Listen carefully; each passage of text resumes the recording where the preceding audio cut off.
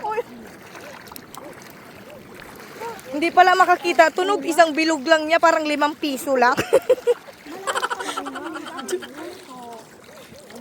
Jo, nandito pa lang tayo. Malalo na. Man, sabi niyo ano? Ba't ganun? Oh, Jo. Ayan siya. Jo, sigpo na naman, Jo. Hipon. Hindi ko siya makita.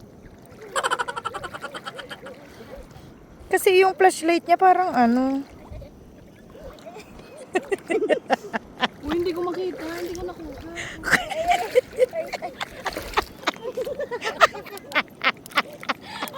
May nahuli ako. Ginamot na.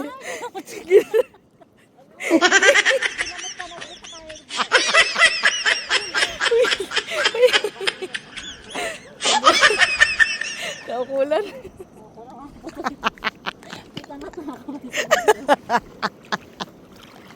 Hindi ako makakuha, natatawa ako. Jotong daw. Sige, mamaya na ako bubelo. Tatawa ako. Ano ginagawa mo? Hindi ito yung isda. Ay, hindi naman nakuha niya rin yung bulubot niya na. Ang laki niya kasi.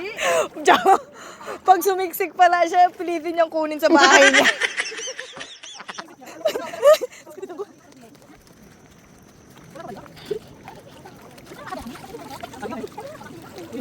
Pag ganun, harito niya tayo makakuha. Ano, mauyak wala? Yan, may kumatinal. Ay, hipon. Yan, hipon.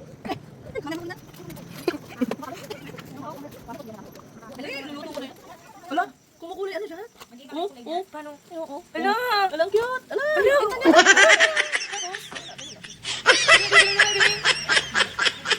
Ala! Yung tinta niya yan? Nagiging black siya. Sige nga, sige nga. Ikaw umawak. Ayan, yan, yan. Mama. Sige. Oh, kala nyo, oh, laki din nyo. Ito, yung gilid.